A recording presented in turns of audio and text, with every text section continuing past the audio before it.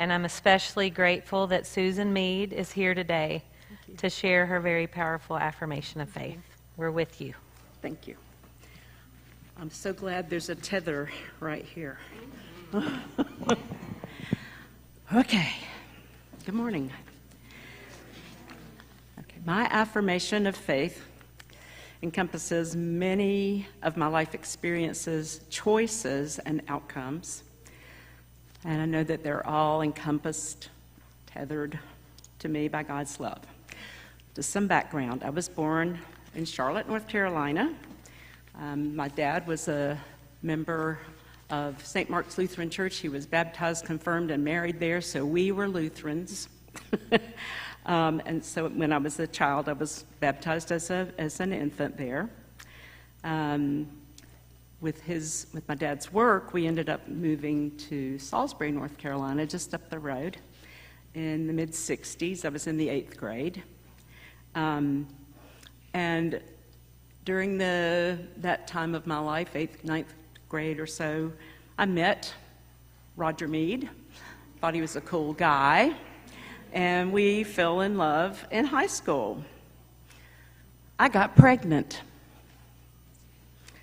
The pastor of the church that I went to at that time, it was St. John's Lutheran, was informed about this situation by my dad, and he said, well, guess what? We're getting ready to move to Carlisle, Pennsylvania. I haven't even announced it to the church yet. Susan can come, and she can have that baby there, and we'll take care of her. I went away to Carlisle, Pennsylvania, under the guise of illness, and I had a baby girl.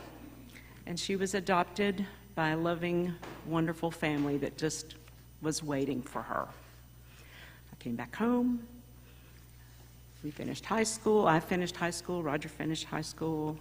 We went to UNC Chapel Hill together, not as a couple, but went as boyfriend and girlfriend. But we got married after our freshman year. Our parents were like, okay, you can do this. We graduated. I had a nursing degree. Roger had a business degree, and then a physical therapy degree, and then later on a doctorate degree. But we moved to Asheville in 1977 with Roger's work. And we first joined St. Mark's Lutheran Church because I'd always been a Lutheran, and we were Lutherans. And we're active members there. Josh was our son. He was born in 1980. And because of Josh, we eventually joined Grace Covenant. As Josh said, all my friends go to Grace Covenant, and they have a basketball goal, and they play basketball at church. And so, and his Sunday school experience had been 2 or 3 grades together, and it wasn't very helpful for him. So we came and looked around at Grace Covenant. We knew lots of people here, and loved the choir. In fact, Charles McCleary Small, some of you may remember, we taught aerobics together. And so he said, yeah, you better come. So we came, and I think we joined the church within a couple of weeks because there was a group of people that were being taken in, and so we officially became Presbyterians. Sang in the choir. Josh was happy. And then, time passed. There's a lot of you who may have been around during those times probably know that Josh had some issues, and he unfortunately died at age 32. Mark Ramsey was our pastor there. He preached a powerful sermon, and this place was literally packed with our friends and his friends, and it was very uplifting. So, life goes on. Fast forward to this past September, I received a letter from Wisconsin from a woman named Kristen, stating that she believed us to be her birth parents and thanking us for doing the right thing.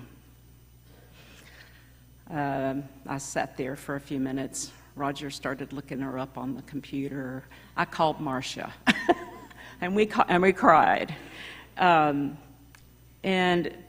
you know, she's everything and more than we thought she would be.